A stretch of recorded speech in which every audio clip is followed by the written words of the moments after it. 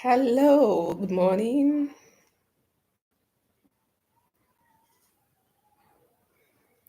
All right, welcome to today's Monday class for Pine. So, who do I have in class? Who is present? Kindly leave a chat so I can know who I have today with me.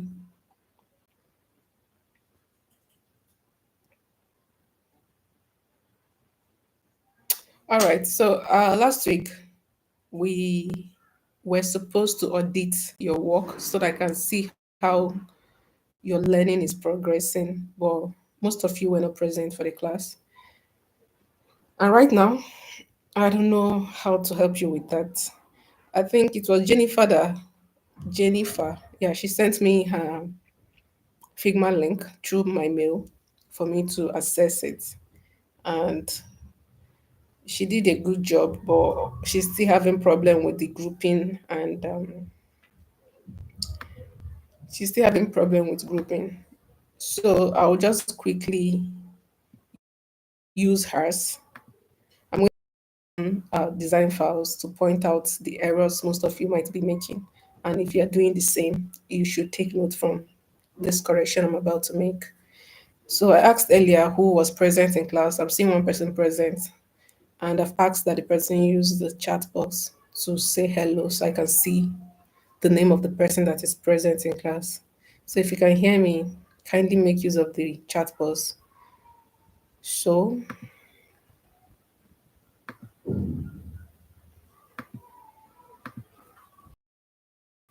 all right, so I'll be using Jennifer's design to point out.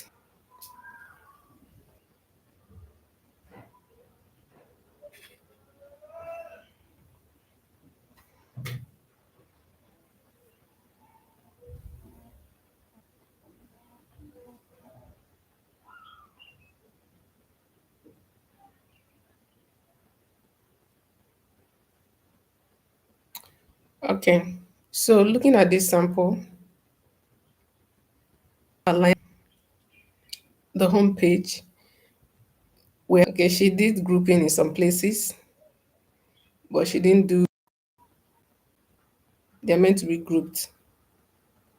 So you see that grouping is very essential when designing because now if we're to prototype this design, it will be a lot of, it will cause a lot of headache during the process of prototyping it because all these changing images. So I stressed on this in the classes for these designs. And if you have also designed, go back to your design file and group your work, or go back to the previous classes that we had on this channel and pay attention to my instructions and implement it accordingly.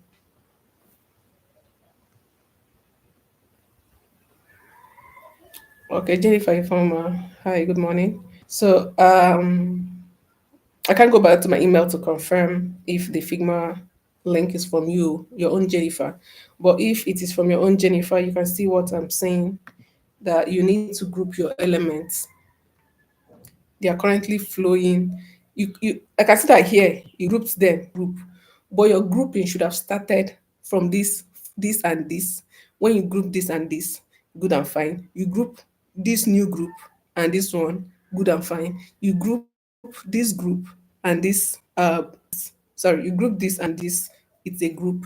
Then you group the group and this new one, they form a new group.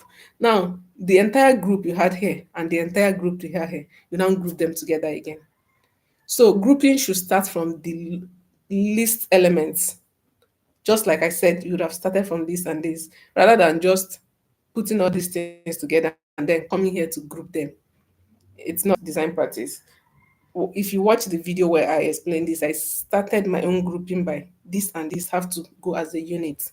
This and this have to go as a unit.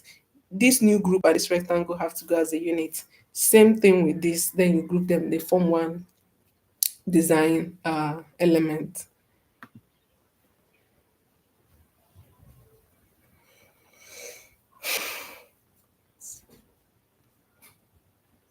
Group.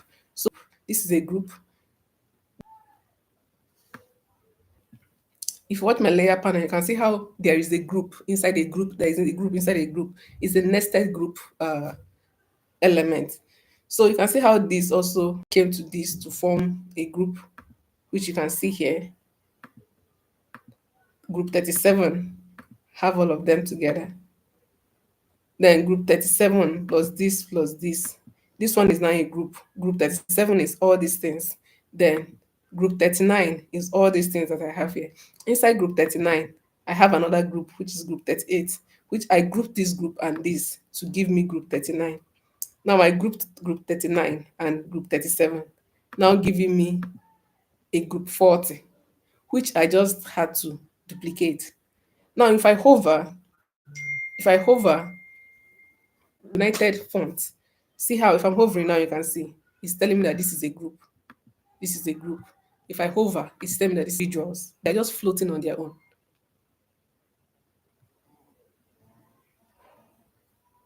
So you see, it was not properly grouped. This is why it's floating. Everything is just existing on its own, which is a very wrong design practice. The owner of this Figma file, I also stated that you don't have your onboarding pages. In my own design, in my own design, we had onboarding pages. So why?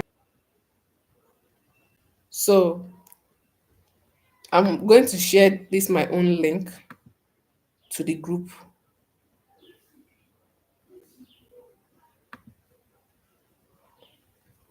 Okay, later on I have there's a page I need to remove from here. So I'll share this link later in the group in Discord, the Discord channel, so that you can follow it as a guide and replicate your own.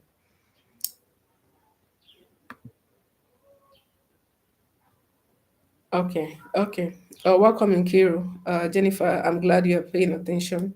And also, I don't know if you guys have any questions because I said I last week I purposely and intentionally did not hold classes so that it will give you time. I think Jennifer said she was having her classes clash with the class, her school, academic school timetable clash with this. So I felt like last week would have been a very good time for you to catch up. And the only student I had in my last class was a boy, a male. He said he was new to this program and he hadn't understood what the whole thing was all about. So I also asked him to go back to the previous classes to help him understand and meet us where we are currently at. So I don't know if any of you have questions or anything that is confusing you that you would want clarity on, so I can address it. Because from now henceforth, we're entering into how professional designs are being done. And the only reason why I had to go the route that I went was to ensure that everybody understands, irrespective of whether you've touched a computer before, whether you are a graduate, whether you're a child, whether you are a secondary school person. That was why I had to start the design in a layman's term or in a layman's language. So if you have any questions so far, or you didn't understand anything from that simple design method I've done all this week, this is your time to ask so that I can address it. Because if you don't understand that simple one, I don't know if you will be able to understand when I start improving upon what we have already. So if you have any question, you let me know. If there's no question, just say no question and I'll proceed to what we have for today's class. I'll be waiting.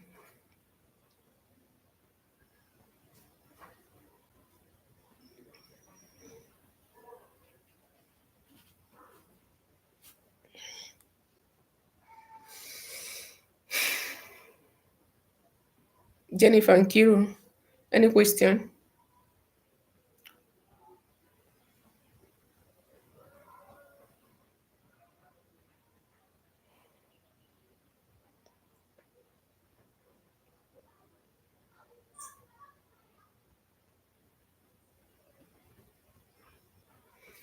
All right. In the absence of no question, welcome to today's class where I will be talking about the bowling operations. So to explain what I mean, I'm going to draw two shapes. What I'm designing is not part of this our what I'm teaching today is not related to what we have going on. I'm just going to teach you how Boolean operations are being used in Figma to create your desired image or shape. So, to create or use a Boolean operation, I'm going to draw a circle. So I have this circle, I'll duplicate it. So for you to use a Boolean operation in Figma, you must have two shapes intersecting. Two shapes must be intersecting for you to get your desired shape that you want. So if you click here, if you look at my workspace, if you click here, you will see the Boolean operation options that we have in Figma. So in order to use that, we have five of them. So I'm going to create five shapes, five different units, and test out each of them on different ones. And I'm making it five so that you can see the difference at the same time and not when I remove. So just follow along and you see what I'm about to do. So remember that we need, let's use a bright color that will be able to show you exactly what we are trying to achieve. So we have this, just know that they are overlapping, nothing much. Then I'm going to select both and duplicate.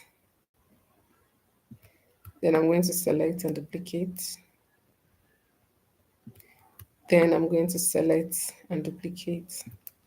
Then we'll have five options there. So I'll just do the last one. So now these are just 10 circles that are overlapping each other at different positions. So if I select this, if I select it now, it will tell me that two has been selected. Do I want to mask them? I'm not going to mask. We're not going to talk about masking today. I want to use the Boolean operations. So you can see it's named titled Boolean operations. So if I click on the arrow, it will ask me which of these do I want to do. So I want to do union first. If I click on union, you can see how the union has been implemented. So Control Z, let me take it back so that you see what is happening. Here now you can see on my layer panel, watch, this is my layer panel. You can see that what is selected is Eclipse 9 and Ellipse 9 and Ellipse 10. It's been selected, and those are the only things that are selected in this Figma page. So if I ask for it to be union, you can see that it has been united. You can see that the icon on my layer panel has changed, telling me that this has formed a new shape. Ellipse 9 and 10 has formed a new shape called union. Unless then if you want to rename it, you can rename it. But by default, Figma is naming it union. And to rename something, you just double tap. When you double tap on this place, it gives you the option to write whatever you want to write. So Control Z, since I don't want to rename it. And then remember that this union is not acting as a parent. That was a new being that was formed. And that new being, you can see if you click the downward arrow, you will see the elements that formed that new shape. So be mindful of that. So a new element has been formed, and it is now housing those two elements, that's the shapes that formed it. And here now, we want to do for this is ellipse 12 and this is ellipse 11. Then I'm going to select the both of them, come to Boolean operations, and then subtract. Remember that we did union for this one. We are doing subtract for this one. So with this, we have subtract. So subtract is giving us this. And if you come to your layer panel, you are seeing that subtract is this. And look at the new shape that has been formed. And if you click open, you'll be able to see the elements that formed it. Then let's say that I want to make adjustments to the shape. I've clicked ellipse 12. I'm moving it backward. So most times there are people that you see that make that make what's it called, shapes or design in Figma. And you'll be like, how did they create all these things? How do they illustrate? Some people design and draw. They draw things, scenarios on Figma. So most of them use shapes together. You see somebody drawing somebody's face in Figma. They do that with the help of these boolean operations by overlaying elements to get the desired shape that they want. So you can see what we have here under subtract. Then for this new one, we have 13 and 14. I'm going to select it and then come here and we have intersect. So to intersect, we're having this. A new shape has been formed. If you open it, you can see the elements that formed it. Then with this intersect now, I can decide that yes, I want to draw an eye. So I hold down my shift key and make it lie horizontal. Let's say that I need to draw someone's eye. I already have this eye, and to make it complete, I just need to hold down my shape, my this thing, and draw an eye is an ellipse, and I'll have it positioned here. So right now you can see that it is existing outside the frame that is housing intersect. So I can just drag it inside it. And if I drag it inside it, you can see that it has changed the whole purpose of the element that was created. So Control Z. The only thing I can do to have them be together is to group them. But if you drag it uh into this frame, let me just call it frame, but it's not frame, into this new element that has been formed, even though that this new element has been formed has two ellipse that made it up, that created that new shape. If you drag in this new circle here that we are trying to use to illustrate that okay, this is a human eye or whatever, if you drag it into it, it spoils the whole thing. So Control Z. For me to have them together, the only thing I can do is to group them, select both of them and group them. So now they are now a group. They're now existing as a group. So the next one we have is this. I'll select it, 15 and 16. We'll come here and we'll have exclude. So this is what we're having exclude as. So you could decide to change the shape, the color of what you've created. You can decide to change the color.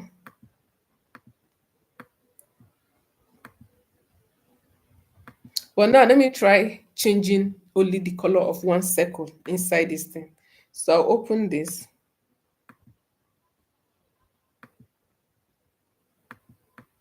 and change. I'm trying to change the color.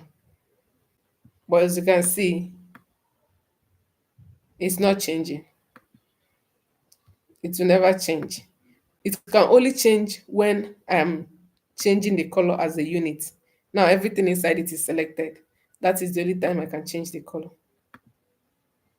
But trying to change one color and leave the other, it will not be possible. So this one I can decide to change the color to.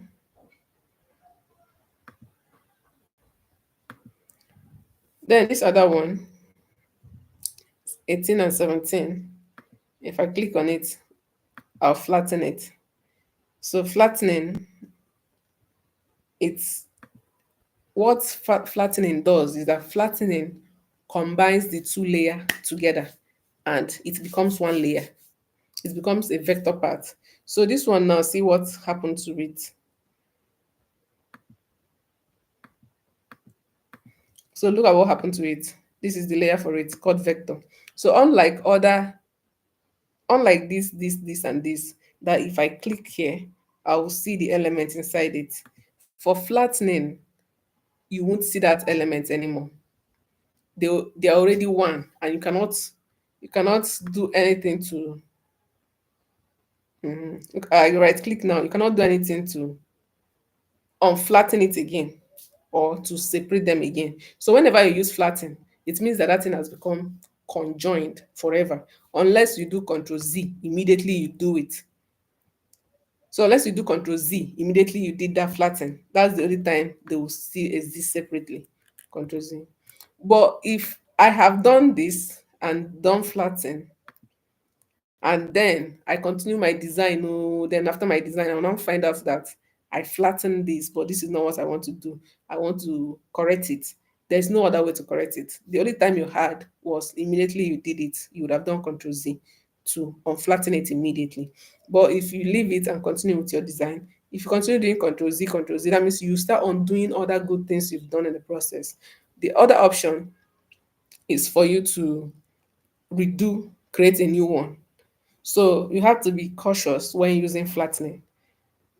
When you're flattening two layers, just be sure that okay, you've decided that you want to make that two layer to become one layer permanently without you having any problems with it.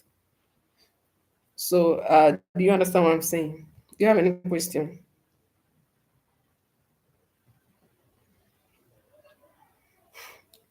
Okay, Jennifer is asking for grouping. For grouping, yes. Just like I said, let's watch your edit this thing. Let me see. Okay, let's start from here.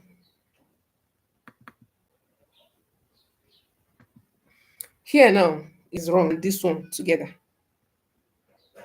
If I'm looking at your design, this and this should have been grouped together as Control G first to become another group. So this one that has group three, what should have been here is this and this as a group to give you, and this to give you group three. Place now, this good morning and how do you this thing should be in a group. That one aside. In this other one now, in this one that you name group two, this rectangle, no, not this one. This claim offer rectangle and this claim offer, these two should be a group. They are the unit. They should have been grouped together. Then, now that this one is a group, fine. This sip snack and this buy coffee should be a group. Then that group, this group, this group, and this group should now form together to form another group. So now that they form another group, that new group they formed plus this should form another group. Now that they formed a group, that group that they formed with this rectangle in their back should now form another group that should now be seen as this one you're calling group two. So this group two should have group of this, group of this, group of this and this together, group of this and this together. To, then the group of that plus the background rectangle to give you a general group. So that one aside. Coming back here now, this latte and this what's it called? This line should be a group. Then this latte group and this espresso and this should be a group. Now that that group of title have been formed, that one is separate again. Then come into this your page. This rectangle, this shape and this number should be a group. That group and this should be form another group. That new group that have been formed and this rectangle should form another group. That one aside. This element and this title should form a group. That new group they formed plus this one should form another group. So now we have this general group and this general group. Group both of them together again. Now you have one element, you have one card. Then without your card, you duplicate it to get these ones. Then this place again, this one is existing on its own, which should not be. This, and this should come together to be a group. Then that their group and this rectangle should now come together to form another group. So that when you hover, they will be organized rather than if I'm hovering now, everything is existing on its own. Everything is just scattered. I don't know if you've understood. If you've understood, just let me know in the chat that you've understood.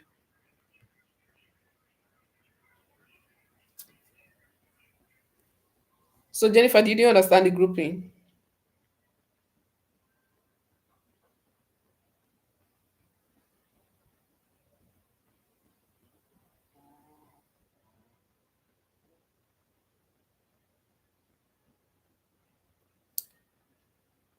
Jennifer, have you understood what the grouping is all about and how you should do it?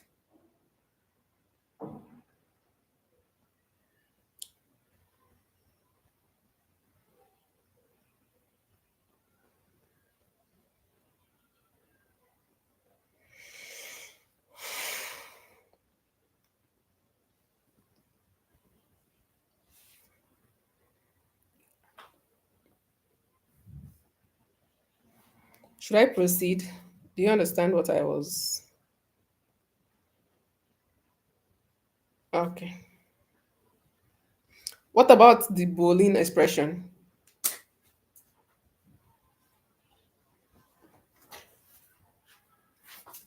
What about the one I just explained? The Boolean expression. Did you understand it?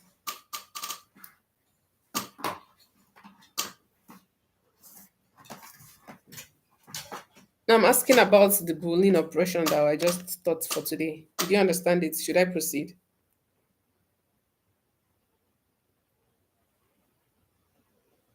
If you understood the Boolean expression operation, or just let me proceed so that I can proceed.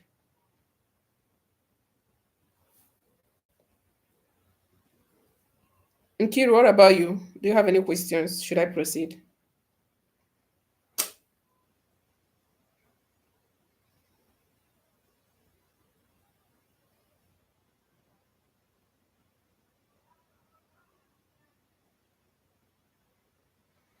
Exactly. That's what I was saying. They seem to give the same shape, but on the layer, you see that they are not the same thing. Flatten and union, they give the same shape, but they are not the same thing. Flattening is permanent and it infuses one layer to become, it infuses those layers, multiple layers to become one layer forever. You can never change it. But union, I can decide to remove the even, let's go back to it.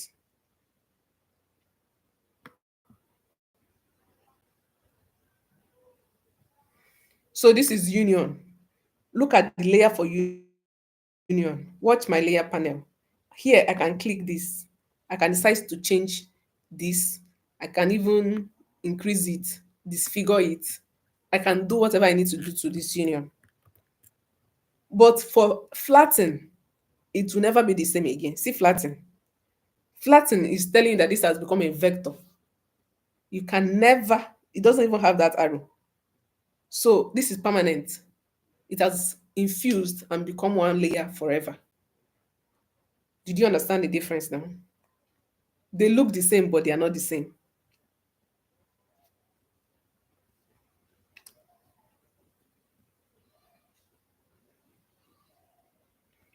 Did you understand it now?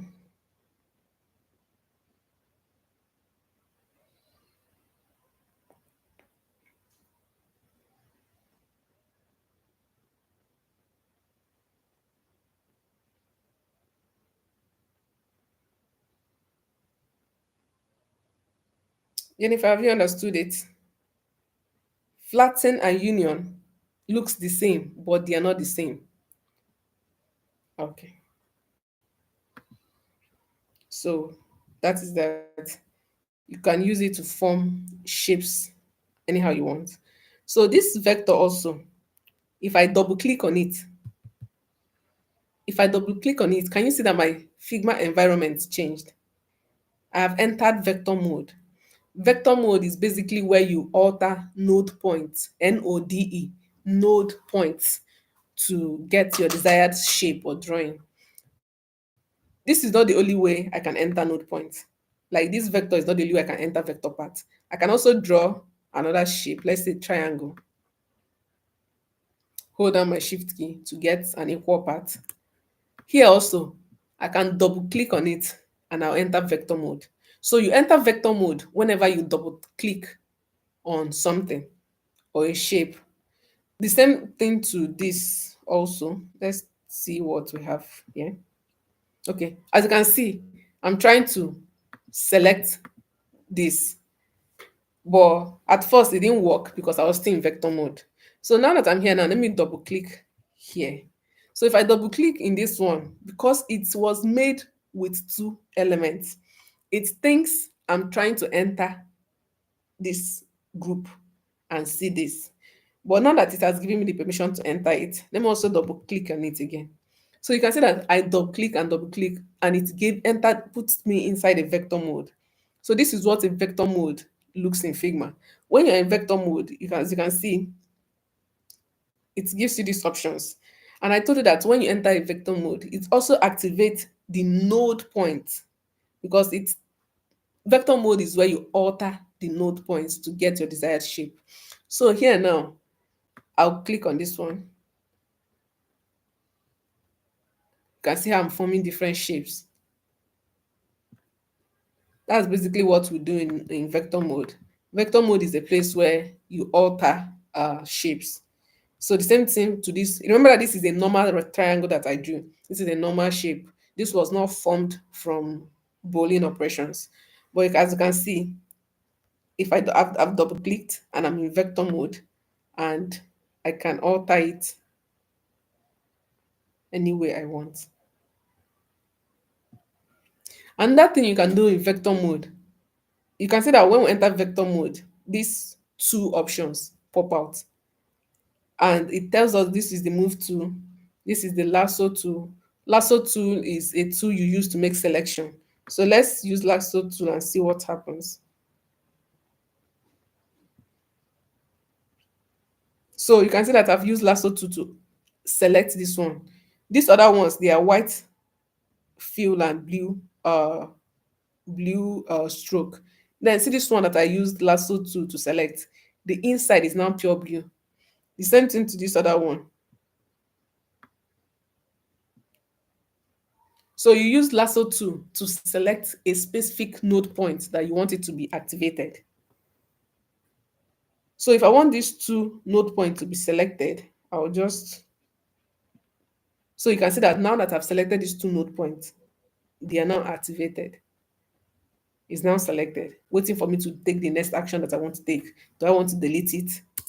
So I've deleted it now. It has deleted. But this other one is remaining. But this does not make sense. This is not a shape that I can perform this particular action in.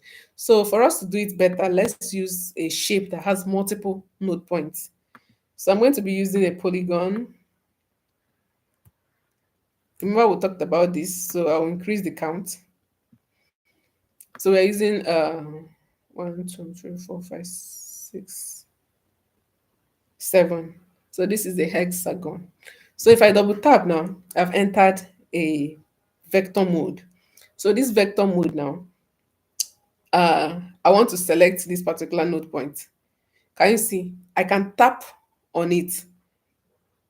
As I tapped on it, it became activated by having the blue fill and the white stroke. But for the ones that are not selected, they have the white fill and blue stroke because they are not selected.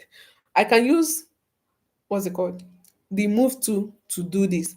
But if I need to select multiple uh node points, I can use my lasso tool and select a specific area, and it will select those node points. So you can see the difference between this node points and this other one. Likewise also, I can hold down my shift key and start tapping each of the node points that I want. But it is much stress, because if I'm an artist and I'm drawing maybe uh, a forest in Figma, and I want to change some tiny grasses in the forest. If I start doing hold shift and start tapping, it will waste my time. So that's why they created the lasso tool, whereby I can just select that particular area that I want.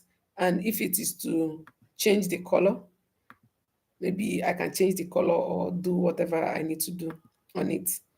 So these are the reasons we have such things. So I can use the lasso tool to select. This other one is called the shape builder. The shape builder, anyway, these are new, what's it called? New elements in Figma. They used to be present in Adobe Illustrator. So Adobe Illustrator used to be an app. It's an app, rather. It's still an app used by Photoshop owners. But as of last 2 3 years, people that have Photoshop and Adobe Illustrator, they bought Figma. So currently they are the owners of Figma right now. And looking at these new features, you can see that they are bringing the features they had in their Adobe Photoshop and Adobe Illustrators and looking for fun ways to add it in Figma, because everyone seems to be coming to Figma because of Figma's uh, friendly environment. So we use shape builders to create logos in Adobe Illustrator. That was the last place I used it. So I've not really used it in Figma. Then we also use this to change the color. This is a bucket, paint bucket. This is a paint bucket. Use it to change,